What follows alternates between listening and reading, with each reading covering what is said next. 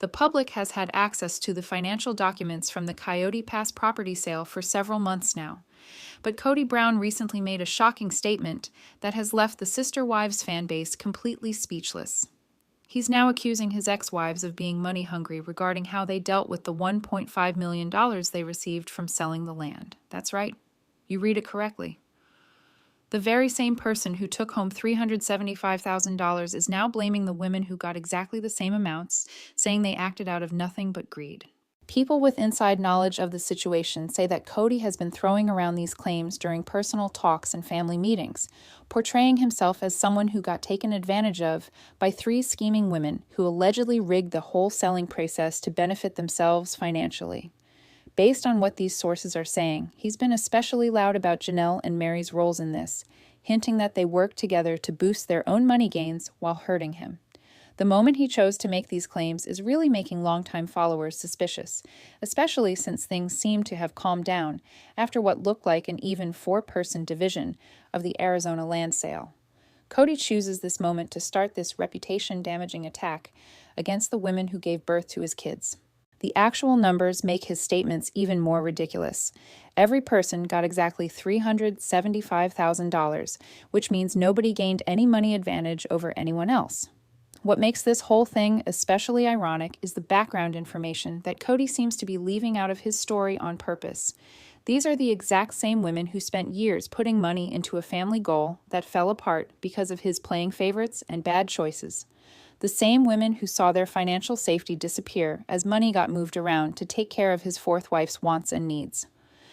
The Sister Wives fans have been fast to make connections between these money-grabbing claims and Cody's long history of avoiding blame when financial stuff doesn't work out the way he planned. Tons of Reddit discussions have blown up with people reacting, with viewers calling out how crazy it is to call someone greedy when they got the exact same amount you did from putting in the same money. What's really telling is how defensive he's being about the timing of these comments instead of celebrating what should have been seen as a winning real estate deal that helped everyone who was involved.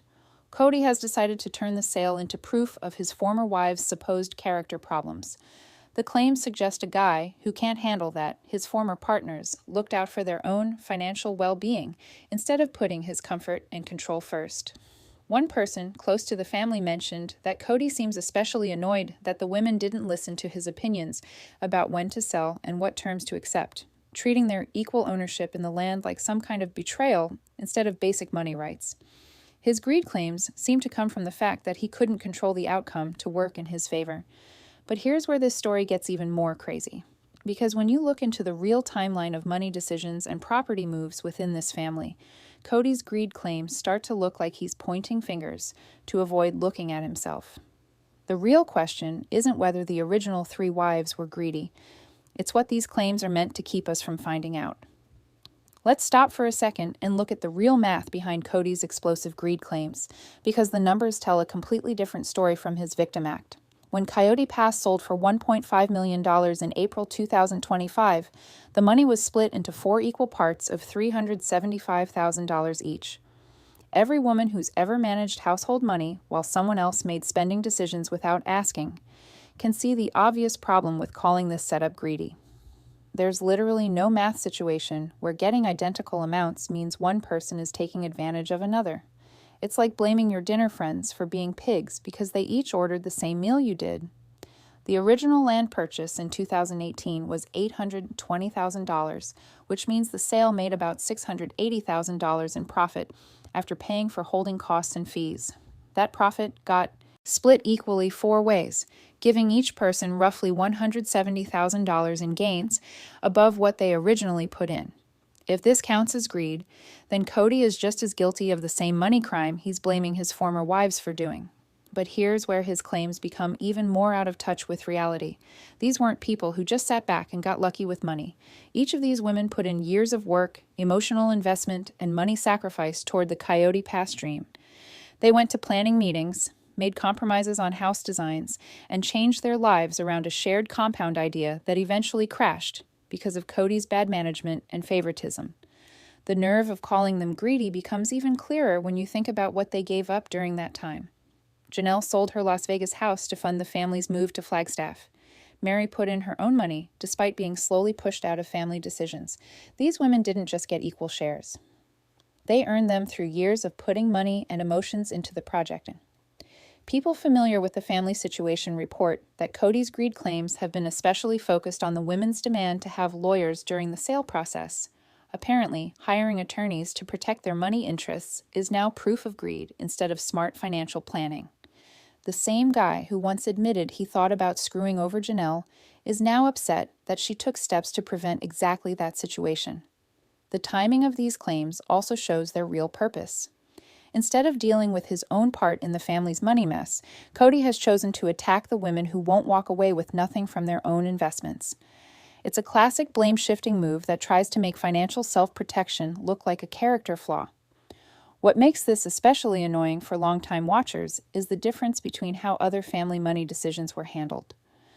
While Kody complains about the supposed greed of equal distribution, there's been much less talk about financial arrangements that weren't quite so mathematically fair.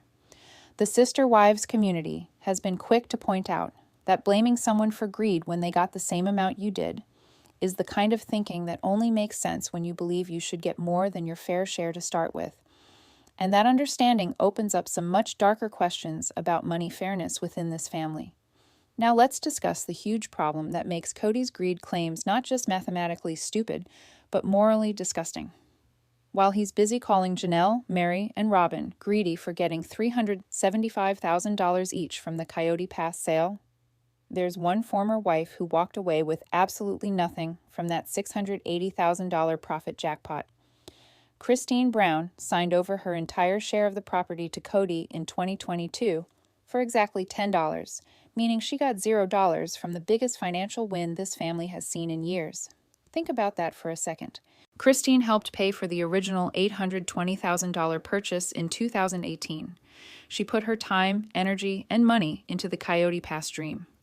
Just like everyone else, she went to the planning meetings, made compromises on the compound vision, and reorganized her life around a shared living arrangement that was supposed to help the entire family.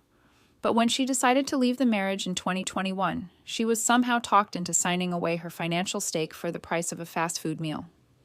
The paperwork shows that Kody's property transfer happened in 2022, well after she'd already started her independent life and moved to Utah. People close to the situation suggest this wasn't a quick decision made during emotional chaos, but a planned arrangement that left her with no claim to future profits from an investment she'd helped pay for. The $10 transfer price is especially revealing. It's the smallest amount needed to make a property transfer legally valid, basically treating her contribution as worthless. Here's what makes Kody's current greed claims so incredibly hypocritical. He's saying that women who got equal shares were motivated by greed, while at the same time benefiting from an arrangement that gave him Kody's portion for basically free. If getting your fair share means you're greedy, what does getting someone else's share for $10 mean? Financial sainthood. The math of Kody's situation becomes even more shocking when you consider the timeline. She transferred her share in 2022, when the property was already going up in value and showing signs of the profit potential that would happen in 2025. Instead of negotiating for fair market value of her portion, or even asking for her original investment back, she walked away with $10, while Kody kept the rights to her future profits. Women who've dealt with their own difficult breakups can see the pattern here. The pressure to be reasonable and not make things complicated often means women giving up financial rights they're legally allowed to have. The emotional manipulation that makes financial self-protection look like greed is a classic trick for convincing someone to accept less than they deserve. Kody's $10 transfer makes Kody's current claims against the other wives look like pure finger-pointing. He's basically complaining that 3 women refused to follow Kody's example of financial self-sacrifice. The fact that he can call them greedy while personally benefiting from Kody's generosity shows a level of entitlement that's honestly shocking to see. But Kody's situation raises an even more troubling question about money patterns within this family. If one wife could be convinced to give up hundreds of thousands of dollars for $10, what other financial arrangements might have been similarly unfair? Janelle Brown's decision to hire a lawyer before the Coyote Pass sale now looks like the smartest financial move she's ever made, especially considering Kody's recent greed claims. Her public statement on the show was crystal clear. "I don't know what to expect from Kody. He might be an ass about it as we move forward, Those words weren't just casual doubt. They were the calculated judgment of a woman who'd watched financial patterns play out in her family for decades. The fact that Janelle felt she had to get legal representation says a lot about the trust level in this family's financial dealings. This isn't a woman who historically jumps to confrontational positions. Janelle has been described by family members and observers as someone who typically tries to keep the peace and find middle ground. For her to publicly admit she couldn't predict Cody's behavior and needed legal protection suggests she'd seen enough warning signs to need professional help. What's especially telling is the timing of her lawyer involvement. Janelle didn't wait until problems showed up. She protected herself before negotiations even started. That kind of defensive strategy typically comes from experience with financial manipulation or broken trust. Women who've managed household budgets, while partners made spending decisions without asking, recognize this pattern right away. The irony of Cody now calling Janelle greedy for her legal precautions becomes even richer when you consider what those precautions prevented. Sources suggest that without legal representation, the sale process could have been structured very differently, potentially with less favorable terms for the leaving wives. Janelle's lawyer likely made sure that the four-way split stayed mathematically equal, rather than subject to Cody's interpretation of who deserved what portion. Her distrust wasn't just about money, it was about pattern recognition. Janelle had watched Christine walk away with $10 for her Coyote Pass share just 3 years earlier. She'd observed how financial decisions were made within the family structure, often with little input from the wives who were supposed to benefit from those decisions. Her legal protection was basically an insurance policy against repeating Christine's experience. The sister wives community has rallied around Janelle's strategic thinking, with many fans pointing out that her lawyer fees were probably the best money she's ever spent. Reddit threads celebrating her $375,000 payout consistently praise her for refusing to trust the process that had failed Christine so badly. What makes Cody's greed claims particularly annoying in Janelle's case is that her legal representation actually made sure he got his fair share too. Without lawyers involved, the sale could have become a messy, emotional battle that helped no one.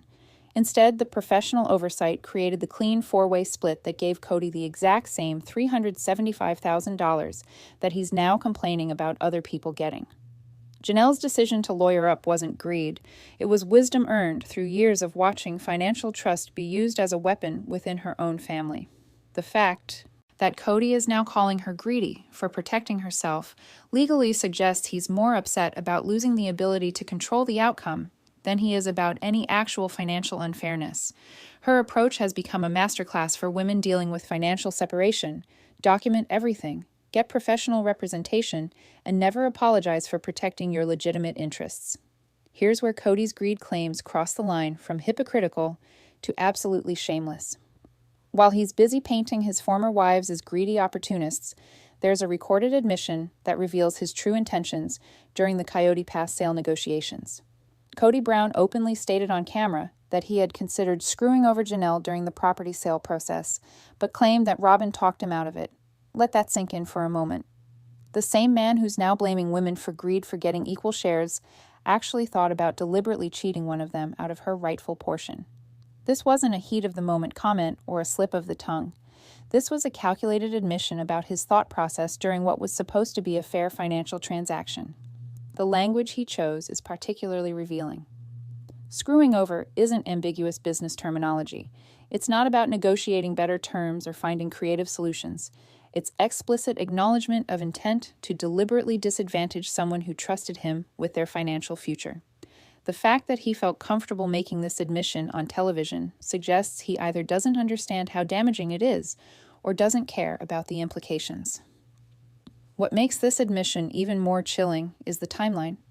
This wasn't ancient history. This was his mindset during the actual sale process that concluded in April 2025. While Janelle was hiring lawyers to protect her interests because she didn't know what to expect from Cody, he was actively considering financial betrayal.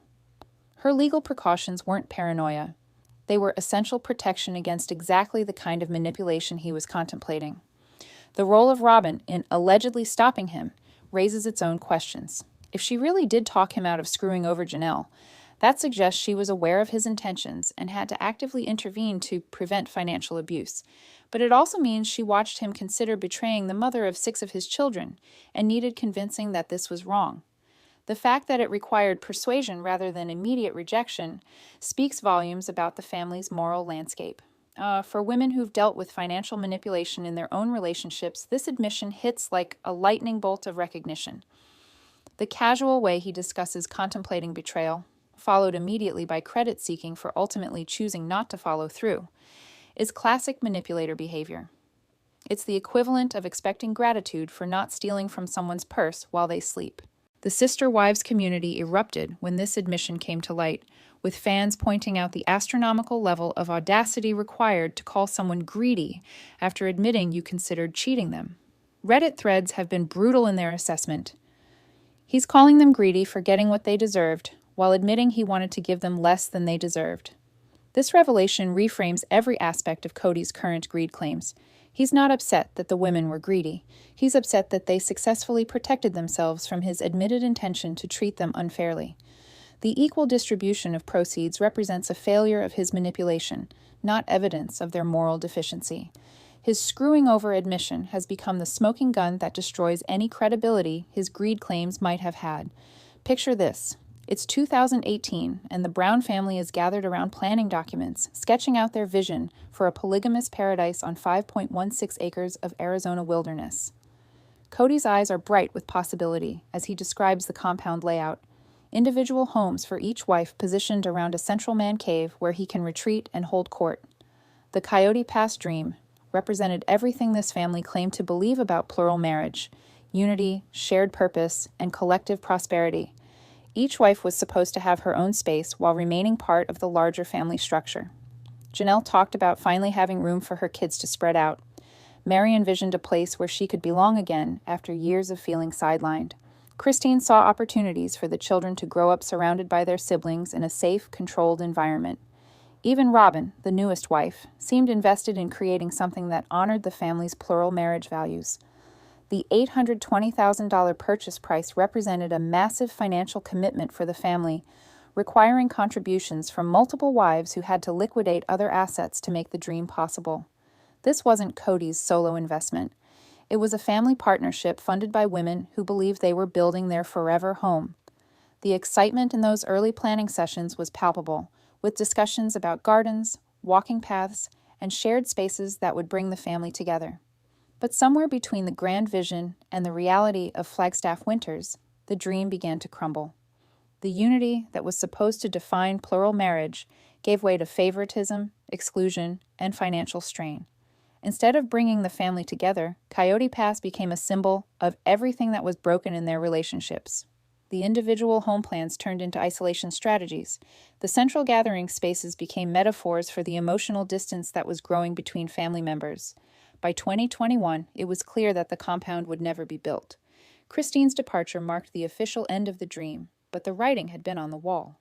Long before her announcement, the property that was supposed to represent their commitment to plural marriage had become a financial burden that no one knew how to resolve. The vision of children running between houses had been replaced by legal consultations about property rights. The transformation of Coyote Pass from dream to burden to profit center tells the story of this family's evolution in microcosm. What started as a shared investment in their collective future became a complicated asset that required lawyers to divide fairly.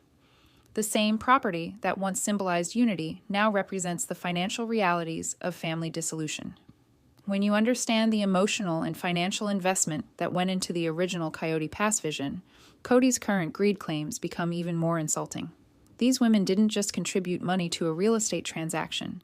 They contributed years of their lives to a dream that ultimately failed because of his inability to manage relationships fairly. The $375,000 each woman received wasn't greed. It was compensation for a broken promise that cost them far more than money. The compound was supposed to be their happily ever after. Instead, it became the financial foundation for their separate futures. The moment news of Kody's greed claims hit social media, the sister wives community absolutely exploded with reactions that ranged from incredulous laughter to white-hot fury. Reddit threads multiplied overnight, with fans dissecting every angle of his statements and coming to the unanimous conclusion that his claims revealed more about his entitlement than anyone else's supposed moral failures. One of the top-rated comments perfectly captured the community's sentiment. I'm behind on the news, but just read that Coyote Pass sold for $1.5 million, each walking away with $375,000 for an even four-way split. I bet Cody and Robyn hated it, which warms my heart, and I'm so happy for Janelle and Meri to have gotten their fair share. The thread exploded with hundreds of responses, celebrating the mathematical equality that Cody was now trying to reframe as greed. The Facebook groups lit up with women sharing their own experiences of financial manipulation and expressing solidarity with the original three wives. Comments poured in from mothers who recognized the pattern of being called greedy for protecting their children's financial future, and from wives who'd been accused of selfishness for refusing to give up assets they'd helped build. The community response revealed how universal these manipulation tactics actually are. What particularly infuriated longtime watchers was the audacity of calling women greedy while Christine received nothing. Thread after thread pointed out this glaring hypocrisy, with fans calculating that if the sale had included Christine's original investment, each person would have received $300,000 instead of $375,000. One viral comment read, "He's calling them greedy for getting $375,000. Each while Christine got $10. The math isn't mathing, Cody."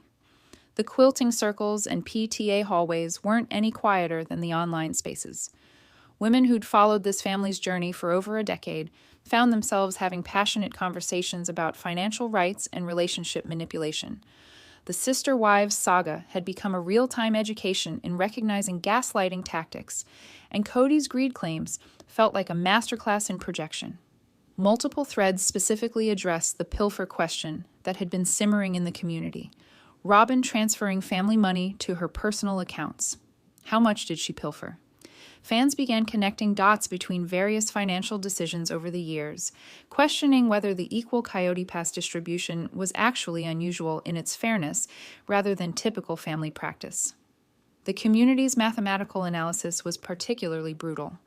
Fans created detailed breakdowns showing that not only did each party receive identical amounts, but that Cody actually benefited from Christine's $10 transfer, making his profit higher than it would have been with true five-way equality. Comments like, "He got Christine's share for free and he's calling other people greedy," garnered thousands of upvotes. Perhaps most telling was how the community rallied around the concept of financial self-protection. Instead of judging the women for hiring lawyers and demanding fair treatment, fans celebrated their strategic thinking. The message was clear. These women had learned from Christine's experience and refused to repeat her financial sacrifice. The Sister Wives community had officially become the national sisterhood of financial accountability, and they weren't having any of Cody's victim narrative. While Cody hurls greed claims at his former wives, there's one woman who's remained conspicuously silent throughout this entire financial drama: Robyn Brown. She walked away with the exact same $375,000 as everyone else, yet somehow escaped being labeled as greedy despite receiving identical treatment. This selective accusation pattern raises fascinating questions about Robyn's role in both the sale process and Cody's current narrative campaign. According to Cody's own admission, Robyn was the voice of reason, who allegedly talked him out of screwing over Janelle during the property negotiations. If this account is accurate, it positions her as the moral compass who prevented him from committing financial betrayal. But this version of events also means she was privy to his intentions and had to actively convince him that cheating Janelle would be wrong, suggesting these conversations were detailed enough to require persuasion rather than immediate rejection. The community has been quick to point out the convenient timing of Robyn's moral intervention. She apparently had enough influence to stop him from betraying Janelle, but wasn't similarly motivated to advocate for Christine when she transferred her share for $10 back in 2022. This selective protection raises questions about whether her intervention was truly about fairness or about avoiding the legal complications that Janelle's lawyers would have created. Reddit threads have been particularly focused on Robyn's financial patterns within the family, with fans questioning the transfer of family money to her personal accounts over the years. Comments like, "How much did she pilfer?" reflect growing suspicion about financial arrangements that weren't as mathematically transparent as the Coyote Pass split. The fact that she received equal treatment in this one instance doesn't erase questions about other financial decisions that may have been less evenly distributed. What's particularly interesting is Robyn's silence during Cody's current greed accusation campaign. As the wife who still maintains a relationship with him, Her refusal to publicly support his claims speaks volumes. She could easily validate his narrative about the other wives' supposed greed, but instead has remained notably absent from his defense strategy.